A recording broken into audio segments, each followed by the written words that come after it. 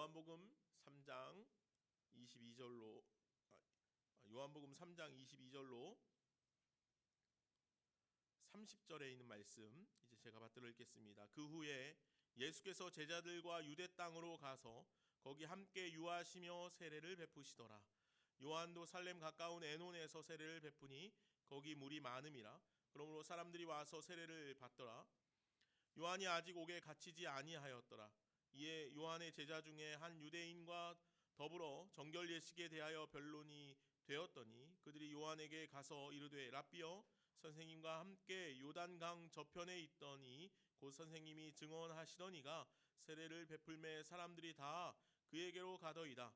요한이 대답하여 이르되 만일 하늘에서 주신 바 아니면 사람이 아무것도 받을 수 없느니라. 내가 말한 바 나는 그리스도가 아니요 그의 앞에 보내심을 받은 자라고 한 것을 증언할 자는 너희니라.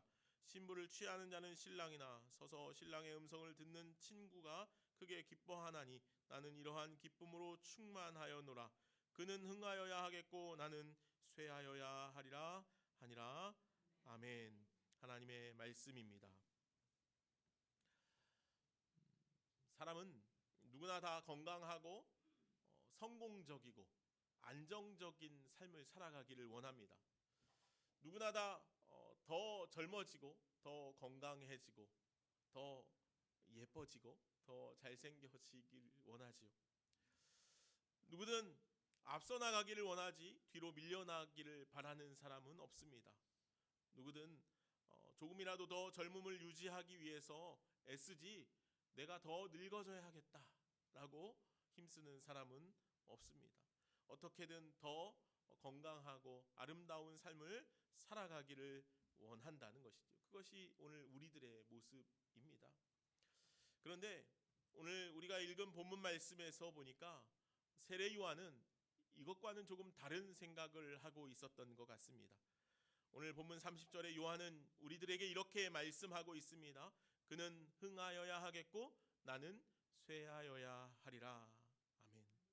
주님은 흥해야 하고 나는 쇠하여야 한다라는 이 말은 나는 점점 작아지고 점점 사람들의 관심으로부터 벗어나 주변으로 밀려나는 동시에 주님께서 사람들에게 더 많은 자리를 차지해야 한다라는 것이지요. 오늘 세례 요한이 이러한 고백을 하고 있는 이유가 무엇일까요? 오늘 말씀을 보니까 여러 가지 상황들이 놓여져 있습니다. 특별히 오늘 이 세례 요한의 이런 고백은 사실 쉬운 그냥 툭 내뱉을 수 있는 그런 고백은 아니었습니다. 왜냐하면 사실 예수님께서 세례를 받으시기 전까지는 이제 오늘 이 본문 바로 앞선 내용까지는 많은 사람들에게 주목을 받고 이목을 끌고 있는 이는 단연 세례 요한이었기 때문입니다. 또한 세례 요한은 많은 사람들에게 그냥 주목과 이목을 끄는 정도가 아니고 그동안 그렇게 기다리던 이스라엘 백성들이 기다리던 이스라엘의 메시아 그리스도가 아닐까 하는 그런 이야기를 듣는 사람이었다는 것입니다. 때문에 오늘 세례 요한은 당시에 많은 사람들의 시선을 사로잡는 것뿐만 아니고 스스로도 얼마든지 그러한 위치에 놓일 수 있는 사람이었다는 것이죠. 오늘 우리가 요한복음 1장 말씀을 읽어보면 당시에 사람들이 요한이 그리스도라는 소문으로 무성했고 사람들이 정말 그를 기다리던 인물이라고 이야기하였다는 것입니다. 이처럼 당시 요한은 상당한 인기를 얻었고 세간의 이목이 그에게 아주 많이 집중되어져 있었습니다. 이러한 당시의 정황들은 세례 요한이 얼마든지 당시의 최고 종교 지도자로서의 입지를 굳힐 수 있을 뿐만 아니고 조금만 마음을 굳게 자신이 먹으면 얼마든지 메시아로서 그리스도로서의 어떤 역할도 스스로 할 수 있는 사람이었다는 것입니다. 사람이 이쯤 되면 그런 마음이 충분히 들 것 같습니다. 그런 인기와 인력, 재력을 바탕으로 내가 한번 우뚝 서보리라 그런 마음이 충분히 든다는 것이죠. 어쩌면 요한의 주변의 최측근들이 그를 그렇게 더 부추겼을지도 모르겠습니다. 요한을 이스라엘 전체의 종교 지도자로 부상시키고 그와 함께 자신들도 그런 영화를 한번 누려볼까 하는 마음들이 그들 안에 얼마든지 있었을 것이라는 거죠. 그래서 아마도 오늘 말씀을 볼 때에도 요한보다도 요한 주변에 있던 요한의 제자들이 훨씬 더 요한에게 그런 이야기들을 많이 했던 것 같습니다. 그리고 아마도 요한은 그런 분위기에 얼마든지 휩쓸릴 수도 있었을 것이지요. 그러나 오늘 세례 요한은 분명히 오늘 말씀처럼 이렇게 이야기합니다. 그는 응하여야 하겠고 나는 쇠하여야 하리라. 이것은 그저 쉽게 요한이니까, 세례 요한 정도 되니까 예수님 앞에서 당연히 그렇게 해야지라고 생각할 수 없습니다. 그도 우리와 같은 성정을 가진 사람이었기에 그 역시도 많은 사람들의 추앙을 받을 때 스스로 높아지고 싶은 마음이 얼마나 많이 있었겠습니까? 얼마든지 그런 마음의 동요가 생겨날 수 있었을 것입니다. 하지만 오늘 요한에게는 그런 모습을 조금도 찾아볼 수 없었다는 것이죠. 오늘 세례 요한은 자신을 떠나는 사람들을 보면서 자신의 세력이 약화되는 모습을 보면서 그는 흥하여야 하리라 나는 쇠하여야 하리라 고백합니다. 예수가 흥하기 위해 내가 쇠어야 한다라고 고백하는 것은 하나님의 은혜를 경험하지 아니한 사람은 할 수 없는 믿음의 고백이라는 것이지요. 오늘 세례 요한이 경험하고 누리며 살아간 이 은혜를 우리는 쇠함의 은혜라 그렇게 말합니다. 자신의 쇠함을 예수로 기뻐하는 은혜, 자신의 연약함을 예수 그리스도로 채우는 은혜, 자신에게 찾아온 고난과 아픔을 하나님의 돌보심의 손길로 만족하는 은혜, 이처럼 세례 요한이 누린 은혜가 바로 쇠함의 은혜라는 것이지요. 오늘 저와 여러분들 안에도 이 쇠함의 은혜가 충만하기를 간절히 소망합니다. 그럼 오늘 이 세례 요한이 이러한 쇠함의 은혜 안에 거할 수 있었던 이유는 무엇입니까? 우리는 이 성경의 믿음의 인물들을 살펴보면서 계속해서 그런 이 궁금증들을 가져야 합니다. 세례 요한이 그가 그런 믿음의 자리에 설 수 있는 이유는 무엇이었을까? 그가 그런 믿음의 자리를 찾아 나아가고 있는 궁극적인 방향성은 무엇인가? 오늘 세례 요한이 그런 은혜를 누릴 수 있었던 것은 어떤 이유였을까? 먼저 세례 요한이 그 쇠함의 은혜 안에 거할 수 있었던 것은 그는 먼저 하나님의 뜻을 우선하는 삶을 살아갔다는 것입니다. 세례 요한에게 예수님께서 세례 요한에게 세례를 받으신 후에 오늘 말씀을 보니까 제자들과 함께 예수님의 제자들과 함께 유대 땅으로 가셨습니다. 세례 요한에게도 제자들이 있었지만 예수님께도 제자들이 있었죠. 세례를 받으시고 제자들과 함께 유대 땅으로 가셔서 거기서 유하시면서 오늘 말씀을 보니까 세례를 베푸셨다는 거예요. 또 그 반대편에 에논 땅에서 세례 요한도 세례를 베풀고 있었지요. 그런데 문제는 세례 요한에게 찾아와서 세례를 받던 많은 사람들이 누구에게 가고 있습니까? 예수님께로 가고 있다는 것입니다. 제자들이 볼 때, 이 세례 요한의 제자들이 볼 때 자신들에게 몰려오던 많은 사람들이 세례 요한에게 몰려오던 많은 사람들이 예수님에게로 다 가고 있다는 것입니다. 이 제자들이 아마도 마음에 불평도 쏟아지지만 불안감도 생겨났던 것 같습니다. 그래서 세례 요한에게 이렇게 제자들이 말하기 시작합니다. 선생님이 이전에 증거하셨던 그분, 선생님이 그 전에 세례를 베풀었던 그분에게 많은 사람들이 가고 있습니다. 선생님, 이제 우리에게 오던 사람이요, 이제 다 예수님께 가고 있어요. 어떻게 해야 합니까? 우리 이제 어떻게 하죠? 선생님은 아무렇지도 않습니까? 그렇게 세례 요한의 제자들이 세례 요한에게 묻습니다. 사실 세례는 당시에 세례를 주기 시작한 사람은 요한이었죠. 그래서 요한의 애칭이 세례 요한 아닙니까? 그죠?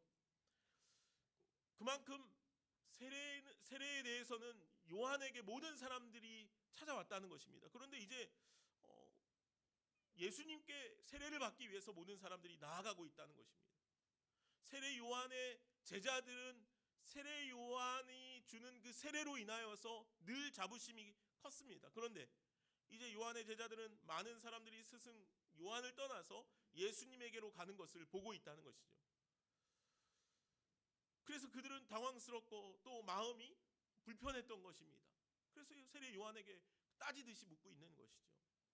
그러나 세례 요한은 오늘 이렇게 말씀하고 있다는 것입니다. 27절 말씀에 보니까 요한이 대답하여 가로되 만일 하늘에서 주신 바가 아니면 사람이 아무것도 받을 수 없음이니라. 아멘. 이 말은 무슨 말입니까? 이 말을 우리는 쉽게 이렇게 이해하고 해석할 수도 있습니다. 제자들아, 이 하늘에서 주신 것이 아니면 사람은 아무것도 받을 수 없어. 예수님이 지금 저렇게 예수라는 분이 지금 저렇게 하고 있는데 하나님께서 주신 것이 아니면 아무것도 아니야. 그거 금방 결론이 날 거야. 이렇게 해석이 될 수도 있습니다. 그런데 또 한편으로는 이런 해석도 됩니다. 저는 세례 요한은 이런 의미로 이야기했다라고 생각이 들어집니다. 쉬운 성경에 보면 이 본문을 이렇게 번역하고 있습니다. 하늘에 하나님께서 주시지 않으면 사람은 아무것도 받을 수 없습니다. 세상에 사람에게 주신 것은 다 어디로부터 왔다고요? 하나님께로부터 온 것이라는 거예요. 다시 말해서 지금까지 세례 요한 자신이 행한 모든 일들, 다시 말해서 세례 요한이 지금까지 많은 사람들에게 세례를 베푼 일, 또 많은 사람들이 세례 요한에게 찾아와서 세례 요한이 전한 말씀들을 듣는 일들, 그 모든 일들은 세례 요한 자신의 어떤 능력이나 자신의 어떤 인기나 자신의 어떤 힘이 아니라는 것이죠. 그것은 오직 하나님께로부터 온 것이라는 거예요. 내가 세례를 베푸는 일, 말씀을 전하는 일, 그래서 사람들이 나와서 그러한 은혜들을 함께 누린 일들, 그것들은 내가 한 것이 아니라는 거예요. 하나님께로부터 온 것이라는 거죠. 이것이 세례 요한의 고백이었어요. 제자들에게 이렇게 말하는 거예요. 야, 지금까지 우리에게 찾아와서 우리가 세례를 베풀거나 말씀을 나눈 그 사람들, 내가 인기 있거나 내가 힘이 있어서 나 때문에 온 게 아니야. 하나님으로부터 행해진 일이야 라는 것이죠. 이 말씀은 아주 중요한 말씀입니다.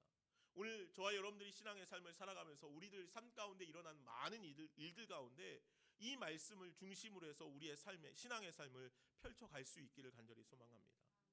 세례 요한은 언제나 하나님의 주권적 통치 아래 있음을 고백하고 있는 것입니다. 내가 행하고 있는 일들, 나에게 일어난 일들, 그 모든 것들은 하나님의 통치 안에 있는 것입니다. 내가 그것에 순종하며 살아가고 있는 것입니다. 세례 요한은 오직 하나님의 뜻과 그의 행하심에 온전히 순종하는 사람이라는 믿음의 고백을 하고 있는 것입니다. 자신을 통하여 이루시고 행하시는 모든 것이 자신의 능력과 자신의 뜻 안에서 나온 것이 없기에 그는 오직 하나님의 뜻에 순복하는 삶을 살아가고 있는 것이죠. 사랑하는 여러분, 오늘 저와 여러분들의 삶 가운데 하나님께서 그렇게 충만히 역사하시는 줄로 믿습니다. 우리의 삶 가운데 일어나는 모든 것들이 주님의 뜻임을 고백하는 저와 여러분들이 되기를 간절히 소망합니다. 사도행전 9장 31절 이하의 말씀에 보면 이런 말씀이 있습니다. 제가 한번 말씀을 읽어드리겠습니다. 사도행전 9장 31절에 그리하여 온 유대와 갈릴리와 사마리아 교회가 평안하여 든든히 서가고 주를 경외함과 성령의 위로로 진행하여 수가 더 많아지니라. 아멘. 참 은혜로운 말씀이 아닐 수 없습니다. 그리하여 온 유대와 갈릴리와 사마리아 교회가 평안하고 든든히 서가고 주를 경외함과 성령의 위로로 진행하는 수가 더 많아졌다는 것이에요. 무슨 말입니까? 교회가 더 건강해지고 수도 더 많아지고 하나님의 성령의 위로와 성령의 역사, 주를 경외하는, 주를 예배하는 일들이 더 놀랍도록 일어나게 되었다는 거예요. 그리하여 라는 말로 인하여서 그 앞에 있는 어떤 것들로 인하여서 어떤 일들로 인하여서 이제 지금 교회가 온 유대 예루살렘 교회와 갈릴리와 사마리아에 있는 모든 교회들이 그렇게 평안해지고 하나님의 은혜가 넘쳐나게 되었다는 거예요. 어떤 일이 일어났을까요? 어떤 일로 인하여서 이처럼 놀라운 이 초대교회 안에 놀라운 은혜의 역사들이 일어나고 있는 것일까요? 말씀을 살펴보면 사도행전 9장 31절 이전의 말씀을 그리하여라는 그 내용에 대해서 살펴보면 그런 내용들입니다. 사도 바울이 회심한 이후에 9장에서 회심하지 않습니까? 사도행전 9장이 회심장이잖아요. 회심하고 난 이후에 이제 예루살렘 사도들과 함께 만나서 그들과 함께 귀한 사역을 도모하기를 원했습니다. 그런데 여전히 사도 바울은 예루살렘 교회에서 좀 미움과 위협의 대상이었죠. 그래서 바나바와 이 다른 제자들이 사도 바울을 데리고 가서 사람들에게 막 소개시켜 줍니다. 이 사람이 이제 회심했어. 바울을 소개하는 거예요. 회심하고 이제 우리와 함께 믿음의 동역자가 되었어 하고 다 소개해 줍니다. 그래서 사도 바울이 예루살렘에서 좀 잘 정착해 갈 수 있는 상황이 되었어요. 그런데 우리가 알고 있듯이 사도 바울이라는 인물은 어떤 인물입니까? 그는 굉장히 저돌적인 사람 아닙니까? 그는 아주 급진적이고 저돌적인 성향의 사람이었습니다. 그래서 복음을 전하는데도 그냥 이제 쉽게 또는 편하게 가볍게 어떤 일을 할 수 있는 사람이 아니었어요. 그래서 그의 자신의 성향대로 자신의 힘대로 막 복음을 전하기 시작했습니다. 막 뭐 좀 거치는 거 거리낌이 있는 것들이 있으면 막 싸우면서 막 복음을 전하기 시작했습니다. 그러니까 예루살렘 교회 안에서 막 어려움이 생겨나기 시작한 거예요. 특별히 유대인들 가운데 교회가 유대인들과 함께 이 서로 협력하면서 교회를 세워가고 있었는데 여전히 예수 그리스도를 아직은 받아들이지 않고 있는 그 유대인들, 예루살렘에 있는 유대인들에게 사도 바울이 막 저돌적으로 복음을 전하고 하니까 유대인들이 예루살렘 교회를 핍박하기 시작하고 어려움이 생겨나고 사도 바울이 끝내는 많은 사람들의 표적이 되기 시작했습니다. 그래서 제자들이 사도 바울을 가이사랴로 데리고 가서 사도 바울의 고향인 다소로 보냅니다. 그곳에서 좀 잠깐 있으라고 돌려보내죠. 이 사건이 일어난 이후에 예루살렘 교회와 사마리아와 갈릴리에 있는 교회들이 든든하고 편안하게 세워져 갔다는 거예요. 이 말씀을 읽으면서 조금 그런 의문들이 듭니다. 생각들이 들죠. 하나님께서 사도 바울을 통하여서 행하시고자 하는 놀라운 하나님의 역사들이 분명히 있는데 우리는 사도행전 말씀을 다 읽어보았기에 하나님께서 사도 바울을 통해서 얼마나 놀랍도록 교회를 세우시고 복음의 역사들을 일고 가시는지를 우리는 알고 있는데 사도 바울이 등장함으로 인하여서 예루살렘 교회의 평안이 깨지고 어려움이 생기고 그런데 사도 바울이 다소로 고향에 잠깐 돌아간 사이에 다시 예루살렘 교회 안에 하나님의 역사가 일어나고 복음의 역사들이 일어나고 더 많은 수가 하나님 앞에 나아오고 하는 일들이 생겼다는 것이죠. 그리하여 온 유대와 갈릴리와 사마리아 교회가 평안하고 든든해 갔다는 것이죠. 이 사건을 거꾸로 이야기해 보면 바울이 예루살렘 12제자 공동체의 일부로 남는데 실패하고 고향으로 낙향하고 마는 사건이에요. 그죠? 이 사건은 사울의 실패, 사울의 좌절과 아픔이 생겨난 사건이라는 거예요. 그 사건으로 인해서 온 유대와 갈릴리와 사마리아 교회가 평안하고 든든히 서가는 놀라운 사건의 계기가 되었다는 것이죠. 어찌 보면 바울에게는 마음 아픈 일이었지만 하나님께서는 바울의 실패, 바울의 낙향으로 인하여서 하나님의 교회를 더 편안하고 든든히 세워가게 하셨다는 것이죠. 그런데 그것만으로 끝나는 것이 아니라 사울의 낙향으로 인해서 그때부터 하나님께서는 그 사울이라는 인물을 통해서 이방을 향한 엄청난 복음의 행진을 계획하고 준비하고 이끌어가기 시작하셨다는 거예요. 바울 개인에게 있어서는 그 사건, 그죠? 그 실패한 사건, 낙향한 그 사건이 얼마나 가슴 아프고 힘들었겠습니까? 내가 이제 끝이구나. 나는 안 되겠나요? 나는 안 되나? 그러나 그 사건을 통해서 예루살렘 교회가 평안해지고 하나님께서는 그 사건을 통해서 이방의 놀라운 복음의 역사들을 준비하고 실행해 가시고 계시다는 것이죠. 하나님의 뜻, 하나님의 계획, 하나님의 역사가 어디서 어떻게 일어나는지 우리는 잘 알지 못합니다. 우리의 삶 속에 하나님께서 우리를 어디로 이끌어 가시는지 우리는 잘 알지 못할 때가 많습니다. 때문에 우리들은 절대적으로 주님의 뜻에 순종하며 살아가야 한다는 것이지요.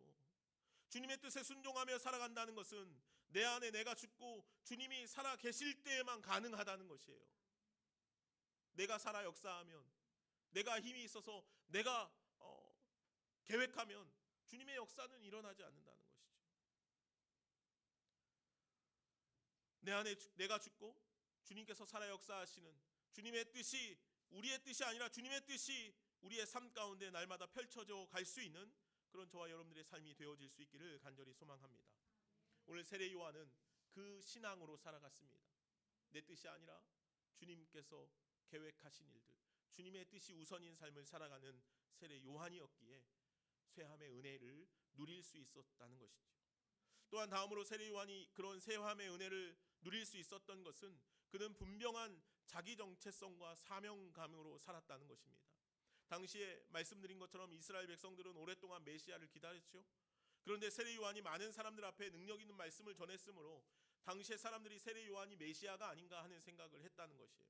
성경을 보면 그렇게 질문하는 일도 있었어요. 당신이 메시아가 아닙니까? 아마도 그러한 세풍에 휩싸였다면 세례 요한은 자신이 진짜 그런 사람이 아닌가 하고 착각했을지도 모르겠어요. 오늘날에도 그런 사람이 얼마나 많은지 몰라요. 그러나 그때마다 세례 요한은 내가 그리스도가 아닙니다. 나는 그리스도가 아니라 나는 그리스도께서 오실 길을 예비하러 온 사람입니다. 29절 말씀을 보면 그는 이렇게 말해요. 그는 스스로를 가리켜 남들이 떠드는 것처럼 그리스도가 아니요 그저 그분 앞에 보냄을 받은 사람입니다 라고 선언하고 있다는 것이죠. 오늘 우리에게 이러한 선언이 있었으면 좋겠습니다. 나는 그리스도가 아닙니다. 세례 요한은 사람들로부터 그렇게 칭송받았지만 나는 그것이 아닙니다. 나의 정체성은 그것이 아닙니다. 세례 요한은 자신의 정체성, 자신의 사명이 무엇인지 정확하게 알고 있었습니다. 요한은 이러한 이처럼 한 문장으로 정확하게 자신의 사명을 요약하고 있는 것이지요. 때문에 자신에게서 사람들이 떠날 때에도 낙심하지 않습니다. 인기가 떨어지고 명예가 작아져도 불안해하지 않습니다. 그는 결코 세상의 풍조에 휩쓸리지 않았습니다. 그리고 그는 그렇게 자신의 사명을 지키다가 결국 헤로드 왕에게 목배임을 당해서 죽임을 당하고 맙니다. 세상적인 관점으로 보면 그는 너무나도 짧고 비참한 죽임을 당했습니다. 왜 그랬을까? 그러나 예수님께서 그런 세례 요한을 이 땅에 존재했던 모든 사람들 중에 가장 큰 자라고 칭찬하고 계시다는 것이지요. 이제 우리도 우리에게 주어진 사명 안에 살아갈 수 있기를 소망합니다. 하나님께서 주신 사명을 깨달을 수 있기를 바랍니다.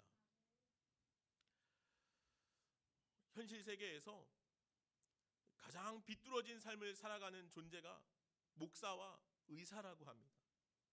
생명을 살리는 일을 하는 가장 큰 사명감을 갖고 있지만 그보다 다른 것에 목을 메고 사는 존재가 바로 목사와 의사라는 것이죠. 최근 제가 메디컬 드라마를 하나 봤습니다.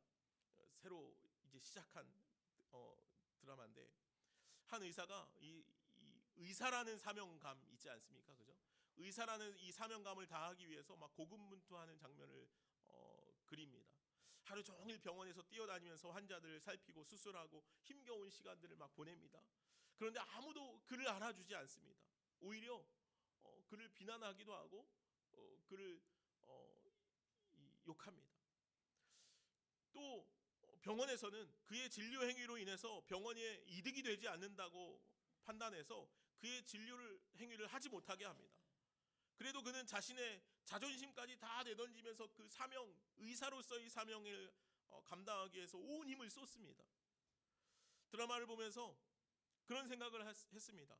의사가 의사로서의 일을 하는 것이 얼마나 어려운 일인가? 의사가 의사로서의 일을 하는 것이. 그런 생각을 하면서 또 그런 생각도 했습니다. 목사가 목사로서의 일을 하는 것도 어렵겠구나. 신앙인이 신앙인으로서의 삶을 살아가는 것 또한 얼마나 어렵겠는가. 목사도 성도도 교회도 그 사명을 감당하기 위해서 얼마나 애써야 하는지 모른다는 것이죠. 예수님께서 이 땅에 오셔서 사명을 감당하시는 일이 참 어려웠지 않습니까? 많은 사람들의 질투와 비난과 방해가 있었습니다. 그래서 예수님께서는 틈만 나면 기도하셨습니다. 사명을 감당하기 위해서 애쓰셨죠. 예수님도 그러셨다면 우리들은 두말할 것도 없지 않겠습니까? 사명을 감당하기 위해서 우리가 어떻게 해야 할까 고민하지 않을 수 없습니다. 특별히 주님 주신 사명은 낮아지고 작아지고 부서지고 깨어질 때만 잘 감당할 수 있다는 것을 우리는 알고 있습니다. 세례 요한이 나는 쇠하여야 한다라고 고백하고 있는 그 고백이 거짓 고백이 아니라는 거예요. 오늘 그리스도인으로서 이 땅을 살아갈 때, 하나님의 자녀로서 살아갈 때, 우리에게 주신 사명을 감당하기 위해서 그 사명 안에 살아갈 때, 신앙인이 신앙인으로서 살아가기 위해서 오늘 우리들이 얼마나 더 낮아지고 더 작아지고 더 부서지고 더 깨어져야 하는지 오늘 세례 요한은 우리들에게 분명히 전하고 있는 것입니다. 나는 쇠어야 하고 그가 흥하여야 하리라. 사랑하는 여러분, 나는 쇠어야 한다, 나는 밀려나야 한다, 나는 작아져야 한다고 말하는 세례 요한의 삶을 기억하며 살아갈 수 있었으면 좋겠습니다. 쇠함의 은혜는 오늘 우리가 사는 시대에 결코 어울리지 않는 말이죠. 그러나 요한은 그 은혜를 충만히 누렸습니다. 주님께서 오늘 우리에게 그 은혜를 누리라 또 말씀하시죠. 주님을 따라 나아가는 삶이 바로 그 은혜를 따라 나아가는 삶이기 때문입니다. 오늘 우리 결단의 찬양으로 찬송가 461장 십자가를 질 수 있나라는 찬양을 함께 하려고 합니다. 주님께서 우리에게 묻지 않으십니까? 십자가를 질 수 있나? 쇠함의 은혜로 나아갈 수 있는가? 나는 죽고 예수로 살아 성령의 아름다운 열매를 맺으며 하나님의 아름다운 나라를 이루어 갈 수 있는 저와 여러분들이 되기를 간절히 소망합니다. 오늘 주님께서 십자가를 질 수 있는가? 오늘 저와 여러분들에게 물으실 때 주님, 내가 주님의 십자가를 따라가겠습니다 라고 함께 고백할 수 있는 저와 여러분들이 되어질 수 있기를 바랍니다. 주님을 따라 나아가기 위해서는 주님께서 우리에게 그렇게 말씀하십니다. 자기를 부인하고 자기 십자가를 지고 나를 따를지니라. 기도하겠습니다. 사랑과 은혜가 많으신 하나님 감사합니다. 오늘 세례 요한의 고백이 우리의 고백이 되기를 간절히 소망합니다. 그는 흥하여야 하겠고 나는 쇠하여야 하리라. 주님의 십자가를 따라가기 위해 우리가 수도 없이 낮아지고 깨어지고 부서지고 작아질 수 있기를 원합니다. 그렇게 주님의 십자가를 따라 나아갈 수 있는 우리들 되게 하여 주시옵소서. 감사하며 예수님의 이름으로 기도하옵나이다. 아멘.